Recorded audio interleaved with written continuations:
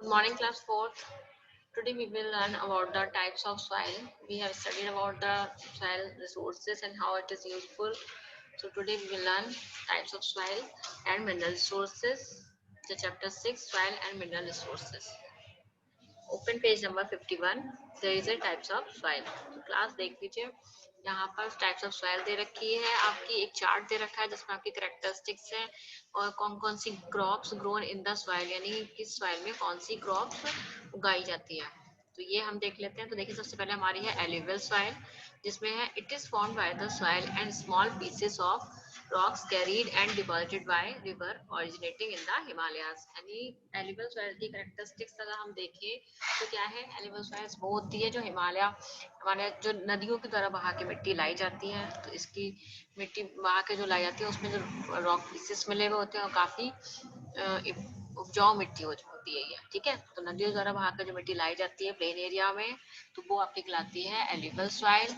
और इस सॉइल में जो क्रॉप सुटेबल है, मतलब की मीन से कौन सी क्रॉप्स के लिए सॉइल इम्पोर्टेंट है, तो वो आपकी है rice, wheat, maize and sugar cane. तो देखिए यहाँ यूपी, बिहार, पंजाब वाले रीजन में आपको जो है जो सॉइल मिलेगी वो आपको कौन सी सॉइल मिलेगी, आपकी एल्यूवियल सॉइल. तो देखिए it is very fertile and rich in humus, क्योंकि नदियों द्वारा बहा के मिट्टी लाई जाती है. तो ये मिट्टी जो है काफी उपजाऊपन इसमें अच्छा होता है, ह्यूमस की मात्रा अच्छी होती है. और जो प्लेन एरिया है हमारे पंजाब, उत्तर प्रदेश और बिहार, वहां पे इन रीजन में ये सॉइल आपको देखने को मिल जाएगी. तो देखिए सबसे ज्यादा खेती भी वहाँ पे होती है, अच्छे माने जाते हैं रहने के उससे भी. तो नेक्स्ट हमारे पास है ब्लैक सॉइल. ब्लैक सॉइल की आप देख लीजिए पिक्चर कैसी है, डार्क एंड ब्लैक है ना. तो इट इज डार्क ग्रे और ब्लैक इन कलर. कलर में कैसी होती है, डार्क ग्रे कलर. जैसा अभी आप इसकी पिक देखिए, पिक से आपको देखने को मिल जाएगा यहाँ पर कि कलर में कैसी होती है, आपकी डार्क ग्रे कलर में है और ब्लैक. और it is found in the northern and western part of the Deccan plateau. और जो एरियाज है इसकी वो दक्कन प्लेटो यानी आपका महाराष्ट्र और मध्य प्रदेश नीचे, तो ये जो रीजन आपके हैं दक्कन प्लेटो वाले रीजन है आपका जो है. तो ये इनमें जो क्रॉप्स जो इसमें उगाई जाती है वो आपकी कौन सी है, cotton, millet and sugar cane. ये फसलें यहाँ पे उगाई जाती हैं. तो कॉटन की खेती के लिए भी पूछा आता है ना क्वेश्चन कि which is the best soil for cotton. तो कॉटन के लिए जो बेस्ट सुटेबल सॉइल है वो आपकी कौन सी है, ब्लैक सॉइल. ठीक. इसी तरीके से आपका नेक्स्ट आती है soil red soil. Red soil देख लीजिए, रेड सॉइल देखने में भी रेड है ना. तो the soil is red in colour. तो सॉइल कैसी होती है कलर में, आपकी रेड कलर की होती है. It is not very good for cultivation. Cultivation के लिए यानी खेती के लिए ये बहुत अच्छी नहीं होती है. Crops can be grown with the help of fertilisers. यानी इट मीन्स इसको जो है इसमें फसलें उगाने के लिए हमें फर्टिलाइजर्स की हेल्प चाहिए होती है. जितनी भी खाद होती है, फर्टिलाइजर केमिकल्स जो होते हैं उनके द्वारा. It is found mainly in the southern and eastern parts of the Deccan plateau. और दक्कन प्लेटो में ही, क्योंकि ईस्टर्न और साउदर्न पार्ट में ये पाया जाता है. देखिए इंडिया में जो महाराष्ट्र के नीचे का आपका रीजन है उधर वो सारा आपका दक्कन प्लेटो रीजन है. तो उसके ही साउदर्न पार्ट और ईस्टर्न पार्ट में आपको जो है रेड सॉइल भी वहीं पे पाई जाती है. तो इसकी खेती के लिए अब कौन कौन सी फसलें हैं, तो उसमें आपकी जो क्रॉप्स ग्रोन है हेयर है, तो ग्राउंडनट, मिलेट, पल्सेस एंड तंबाकू. ग्राउंडनट्स मूंगफली होती है, मिलेट आपके मोटे अनाज होते हैं ज्वार बाजरा वगैरह, और पल्सेस जितनी भी दालें हैं वो अच्छी. और तंबाकू की खेती इसमें रेड सॉइल में अच्छी से होती है. इसी तरीके से नेक्स्ट सॉइल आपकी आती है लेटराइट सॉइल. लेटराइट सॉइल में it is form due to the, देख लेते हैं characteristics. It is form due to the washing away of minerals from the soil due to heavy rainfall. जहाँ पर बहुत ज्यादा वर्षा होती है तो वहां पर जब हैवी रेनफॉल होगा तो सिंपल सी बात है पानी भरेगा, है ना. तो उसके द्वारा जो मिट्टी बहा के ला जाती है तो वो आपकी कहलाती है लेटराइट सॉइल. तो देख लीजिए कितनी मोटे मोटे इसमें कंकड़ है, देख पेबल्स. तो some crops grown well with the help of manures. और यहाँ पर भी जो है क्योंकि हैवी रेनफॉल की वजह से मिट्टी होती है उसमें कुछ फसलें उगाई जाती है जिस यानी इसको मैन्योर्स यानी घरेलू खाद इसको दी जाती है. It is mainly found in the hilly areas of Karnataka, Kerala, Tamil Nadu, Orissa and Assam. तो असम, कर्नाटका, उड़ीसा इनके जो हिली एरियाज है वहां पर आपको जो है लेटराइट सॉइल देखने को मिल जाएगी. और कौन सी क्रॉप्स सुटेबल फॉर मतलब कौन सी क्रॉप्स के लिए सुटेबल है, तो आपके टी, कॉफी एंड रबर. देखिए कर्नाटका और इन रीजन में असम की टी फेमस है ना. तो यहाँ पर आपको जो है लेटराइट सॉइल मिलेगी और ये इसकी फसलें हैं. नेक्स्ट सॉइल आपकी आती है माउंटेन सॉइल। माउंटेन सॉइल कौन सी होती है? As compare to the higher parts of mountains, the areas on the lower altitude of the mountains have more fertile soil. तो कि ये जो माउंटेन की सॉइल होती है उसी को हम माउंटेन सॉइल बोलते हैं। तो जहाँ पर आपके अल्टीट्यूड मीन्स देखिए बच्चे होते हैं ऊंचाई, ठीक है। तो माउंटेन्स के जो लोअर अल्टीट्यूड, जो कम ऊंचाई वाले क्षेत्र होते हैं, तो वहाँ की मिट्टी ज्यादा उपजाऊ होती है, बजाय जहाँ ऊंचाई पर, बहुत ज्यादा ऊंचाई पे जाएंगे तो नीचे की जो मिट्टी होती है वो ऊंची वाली मिट्टी से ज्यादा उपजाऊ होती है। It is found in the mountain hilly areas of Jammu Kashmir, Ladakh, Himachal Pradesh, Uttarakhand, Arunachal Pradesh. तो यही तो सारे माउंटेन रीजन है ना। हिमालय माउंटेन रीजन जितने भी हैं ये हैं। जम्मू कश्मीर भी हिमालय माउंटेन्स की रेंजेस हैं। लद्दाख, हिमाचल, तो यहाँ पे सारे माउंटेन है। तो यहाँ की जो मिट्टी होती है उसको हम माउंटेन सॉइल बोलते हैं। क्रॉप्स कौन कौन सी यहाँ पे होती है? वीट, माइस, बार्ली, टी, फ्रूट्स, आपको एप्पल और जितने भी ड्राई फ्रूट्स हैं, एप्पल्स है, पेयर है, प्लम, ये सब आपको माउंटेन सॉइल में उगाए जाते हैं। नेक्स्ट आपका आता है last one is a desert soil, जो कि हमारे यहाँ भी है ना, बीकानेर में। तो वो डेजर्ट सॉइल है। उसमें the soil is dry and Sandy and not good for growing crops. तो सैंडी सॉइल जो होती है वो क्रॉप्स उगाने के लिए बहुत अच्छी नहीं होती है, तो कुछ ही फसलें होती हैं। तो it is mainly found in the desert region of Rajasthan. तो जहाँ पर भी डेजर्ट एरिया होगा, तो हमारा राजस्थान डेजर्ट है ना, थार डेजर्ट है। तो यहाँ की जो सॉइल है वो सैंडी सॉइल है। और जो यहाँ पे फसलें होती है वो कौन सी होती है? वो गेहूं चावल वगैरह तो फसलें यहाँ पे बहुत अच्छे से होती ही नहीं है। तो जो डेजर्ट सॉइल के लिए सुटेबल है वो आपकी डेट्स है, मिलेट्स है, बार्ली है और माइस है। तो ये फसलें हमारे यहाँ पर उगाई जाती हैं। और ये कौन सी मिट्टी है आपके? Desert soil. डेजर्ट सॉइल हम लोग देख भी सकते हैं अपने यहाँ की मिट्टी को उठा के, वो डेजर्ट ही है, धूल उड़ती रहती है हर वक्त इधर। नेक्स्ट आपका देखो इसी पेज पे दिया है words to know. Words to know में आपका देखा है पहला ह्यूमस।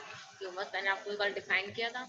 तो remains of dead plants and dead decompose and improve the health of soil by adding nutrients to it, mainly nitrogen.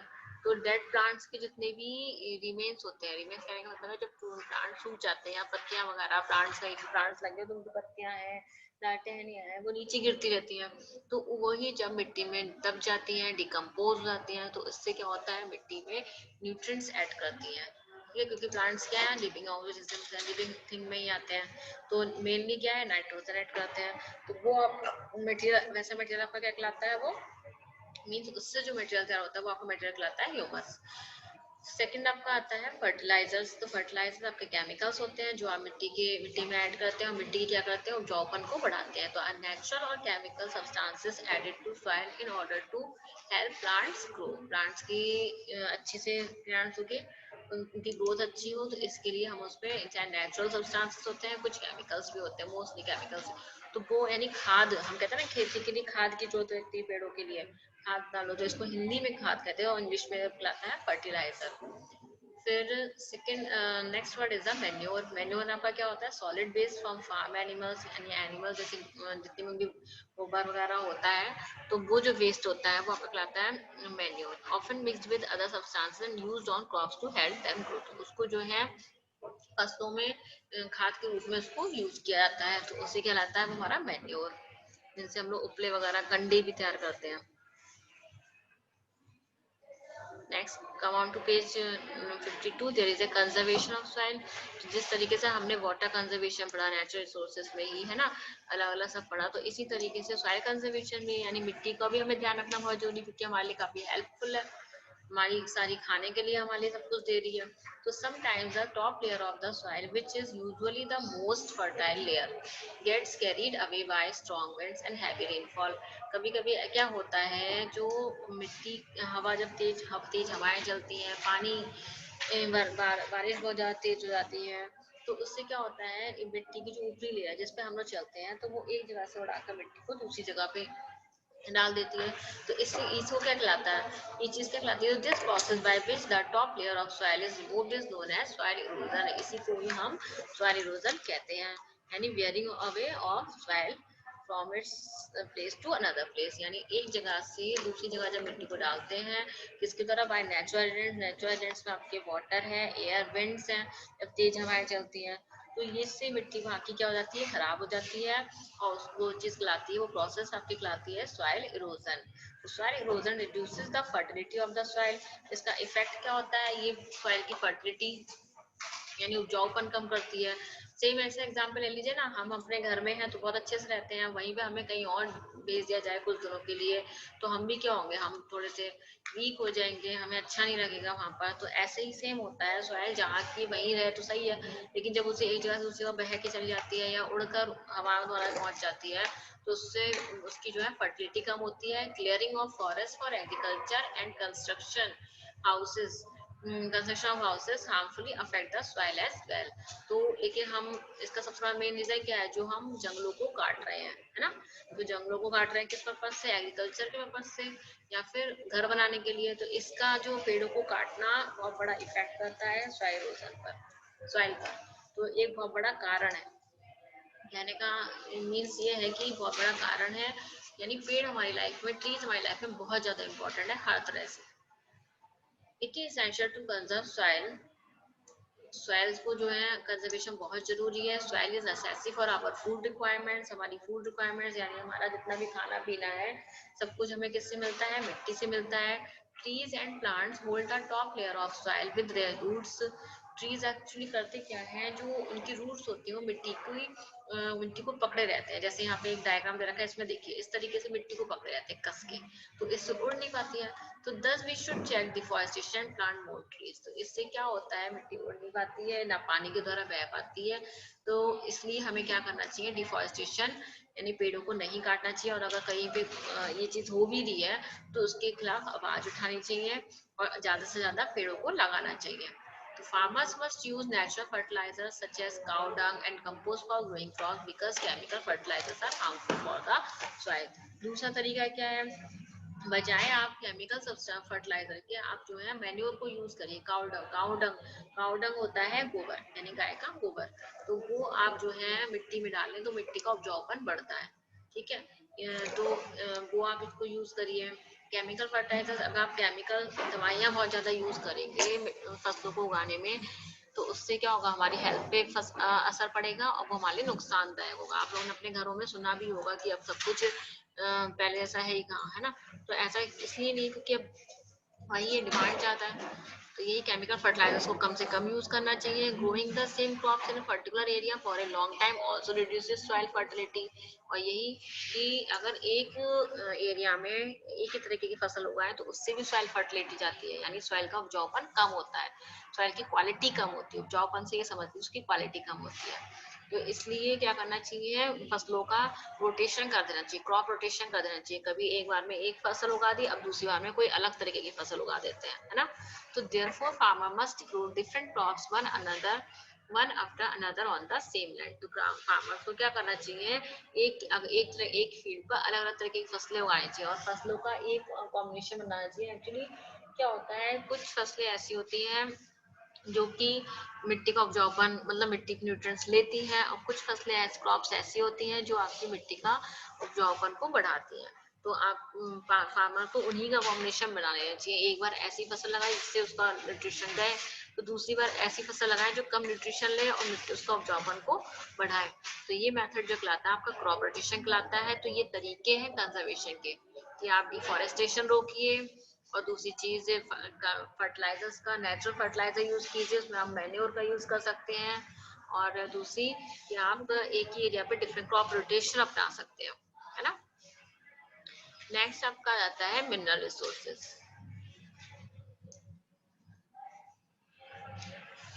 Class mineral resources, अब सॉइल रिसोर्सेज में ही हमारा जो है मिनरल रिसोर्सेज है। मिनरल रिसोर्सेज जो हमें, मिनरल्स क्या होते हैं तो देख लेते हैं। हमें यहाँ पर minerals are substances that are naturally present in the earth and are used by humans for their various needs। Mineral ऐसे सब्सटेंसेस होते हैं जो कि हमें अर्थ के अंदर प्रेजेंट होते हैं, अपने आप बनते हैं और उसे हम खोद कर ह्यूमन बींग उसे निकालता है और उससे वो अपनी आवश्यकताओं की पूर्ति करता है। तो minerals that are found deep underneath the earth surface are dug out through huge holes। और निकालते कैसे हैं, उनको मशीन के थ्रू खोद कर, तो these holes are called mines, और जहाँ से खोद के निकालते हैं वो आपके क्या कहलाते हैं, माइंस कहलाते हैं। The process of digging minerals is called mining, और ये जो प्रोसेस होती है जमीन से खोद कर मिनरल्स को निकालना, तो ये चीज क्या कहलाती है, प्रोसेस पूरी कहलाती है माइनिंग, और बड़ी होती है माइंस। देखिए छोटा सा गड्ढा नहीं होता, बहुत ज्यादा स्पेस में ये चीज फैली होती है, अंडरग्राउंड बनी होती है, और खोद के जो है निकाली जाती है बाहर मशीन वगैरह के थ्रू। वो आपकी प्रोसेस कहलाती है माइनिंग, और वो प्लेस कहलाता है माइंस। आपने सुना भी होगा इसके बारे में कि कोल माइन है ना, कि माइंस होती है। फिर नेक्स्ट आपका टॉपिक आता है metallic and non metallic mineral. तो अब मिनरल रिसोर्सेज तो ये यहाँ पर है कि जो है जमीन के अंदर से जो हम खोद के सब्सटेंसेस निकाल रहे हैं वो आपके मिनरल रिसोर्सेज हो गए। अब उसी में आपका आता है कि मिनरल्स भी कौन कौन से कितने टाइप के होते हैं, 2 टाइप के होते हैं। एक आपके होते हैं मेटेलिक मिनरल, और एक आपके हो जाते हैं नॉन मेटेलिक मिनरल्स। तो मेटेलिक मिनरल जो कि आपके मेटल्स से बने होते हैं, है ना। तो minerals are of 2 types, metallic minerals and non metallic minerals.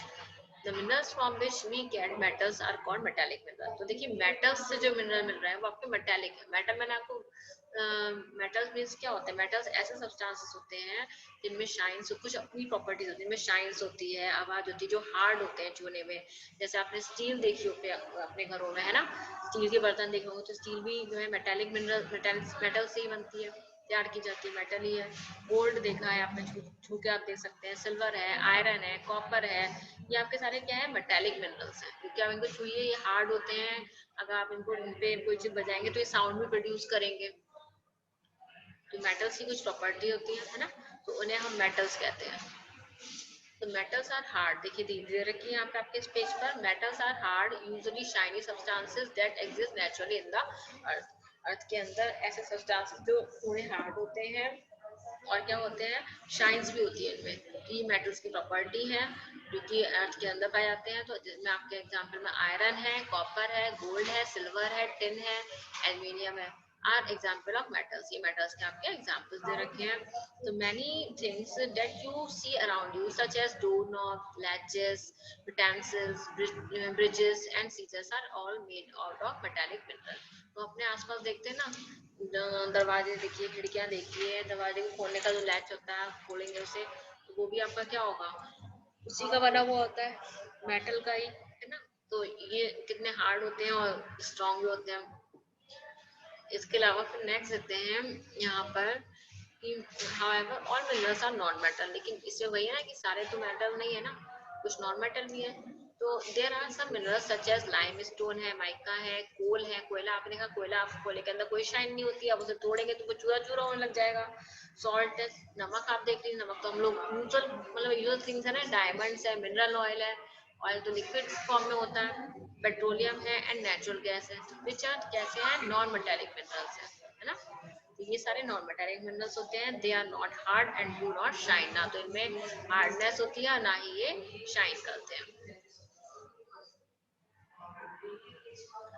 अब नेक्स्ट आ जाते हैं हम यूजेस ऑफ मिनरल्स पर। यूजेस ऑफ मिनरल्स कहाँ कहाँ पर है ना,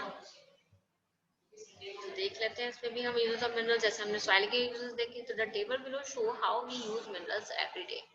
देखिए पहले आपका देखिए स्टील का दे रखा था, steel use in our buildings is made with iron. Iron से ही, आयरन जो है आपका मिनरल है जो आपको नेचुरल फॉर्म में मिलता है, उसी से तैयार की जाती है आपकी स्टील, और जिसका यूज आपके घरों में डांसर्स भी होते हैं, खिड़की दरवाजे भी होते हैं, कई जगह पे आपको क्या नाम है, अपना कपड़े टांगने का भी आपका क्लॉथ का स्टैंड होता है, तो वो भी आपका स्टील का ही बना होता है ना।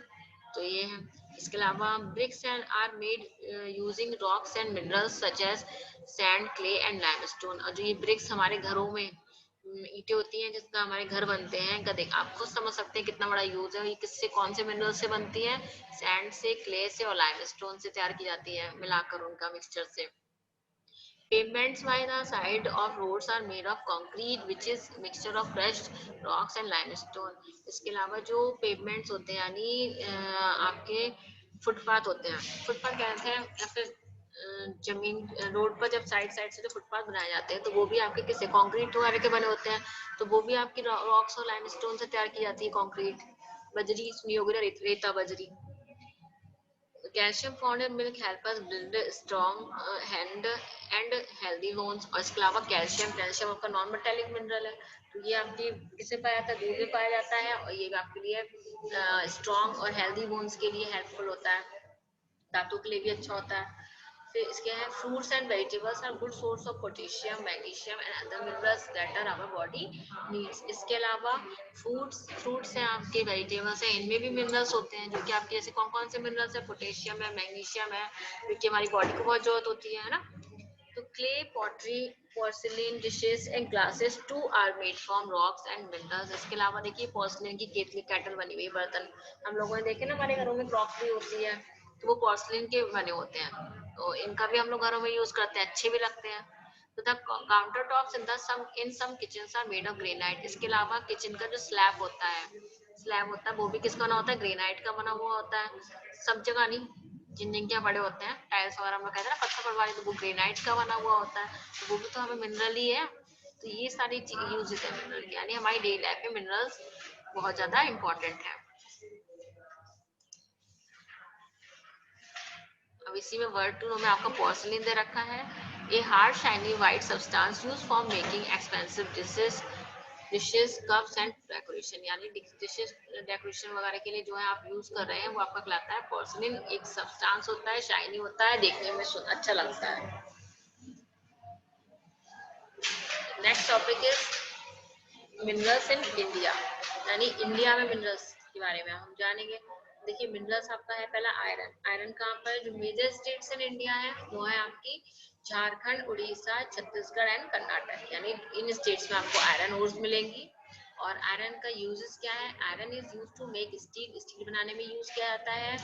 Iron and steel are use for making utensil, tools, machines, railway coaches, engines, cars, buses and bridges. तो ये सारे इनके यूजेस हैं, मशीन बनी होती है, रेलवे के कोच होते हैं, सब कुछ, यानी आयरन लोहा से लेके आप अपने आसपास सब चीजें देख सकते हैं कहाँ कहाँ बनते हैं। ब्रिजेस भी आपके बने होते हैं। तो ये स्टेट्स है, मेजर स्टेट जहाँ पे आपको इंडिया में आयरन मिलता है, और उनके यूजेस अपनी डेली लाइफ में देख सकते हैं। इसके अलावा सेकंड आपका है कॉपर। कॉपर जो है मेजर स्टेट्स आपकी मध्य प्रदेश, झारखंड और राजस्थान वाले एरिया में कॉपर है।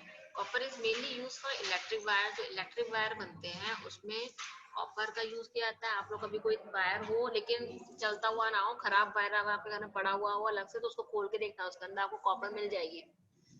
फिर copper is also use for making certain tools and utensils. उसके अलावा तांबा, कॉपर को हिंदी में बोलते तांबा, तांबे के आपने बर्तन भी देखे होंगे, है ना।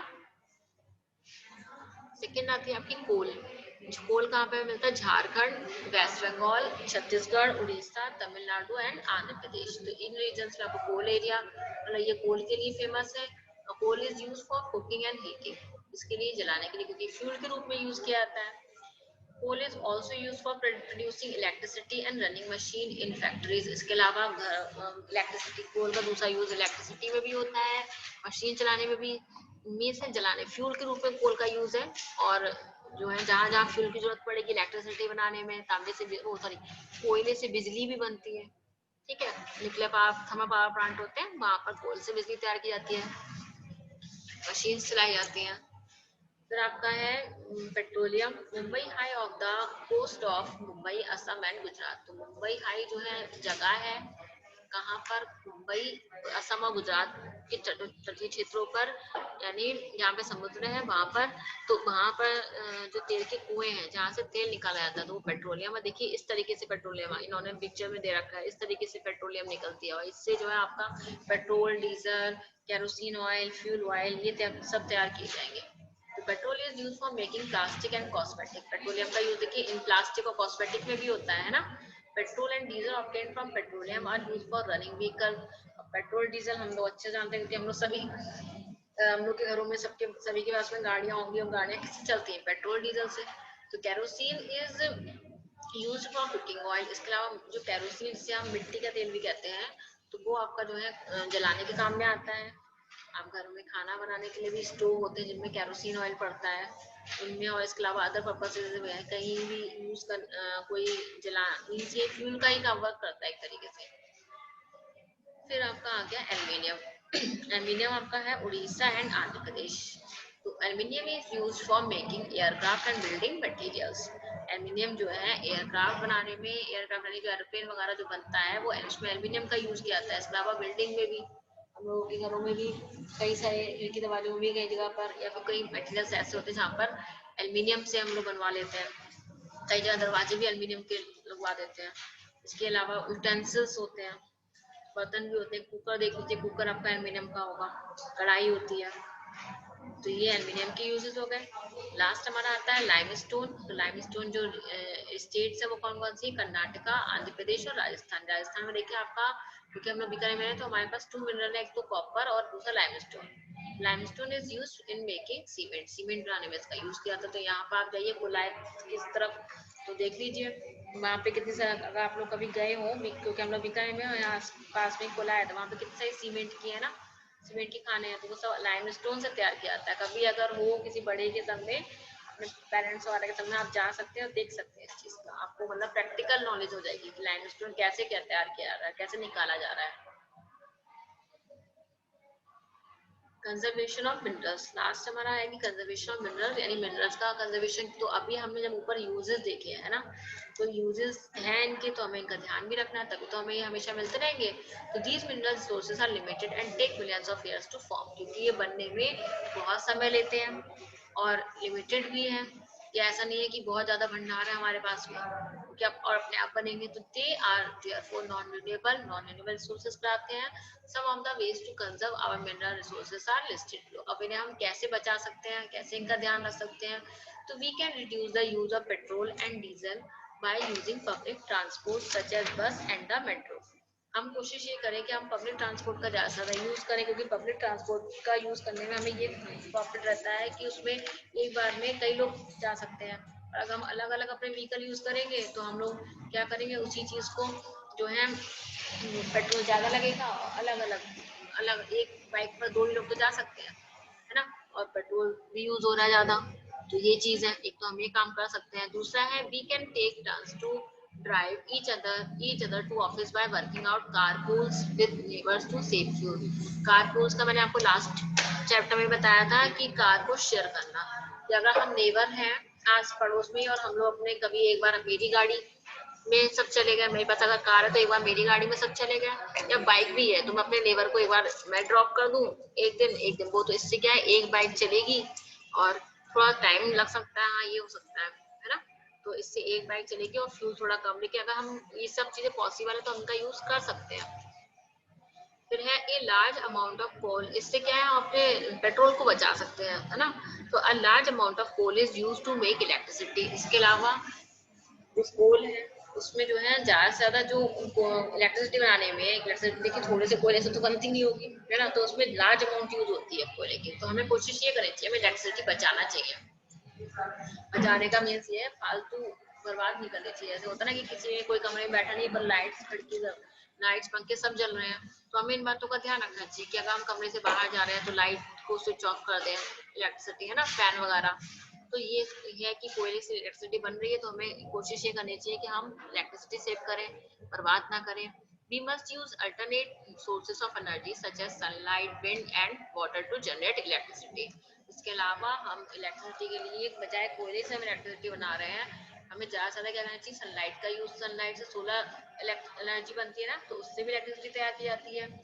और विंड एंड वाटर, इनसे भी तो इलेक्ट्रिसिटी तैयार की जाती है ना। तो इसका यूज हमें ज़्यादा से ज़्यादा करना चाहिए, क्योंकि ये क्या है, ये अनलिमिटेड है, ये कभी ये हमारे रिन्यूएबल में आ जाएंगे ना, फिर नॉन रिन्यूएबल नहीं है, तो ये हमारे लिए हमेशा रह सकते हैं। और कोल है, आज है कल नहीं है, ये भी हो सकता है इन फ्यूचर, तो हम क्या करेंगे। तो इसलिए हमें क्या करना चाहिए, इन सभी को we should conserve our natural resources. Natural resources में आपके सॉइल, मिनरल, वाटर, एवरीथिंग, है ना। So class, here your chapter is completed. Thank you for today. And if you have any doubt about the chapter, then you can ask in further classes.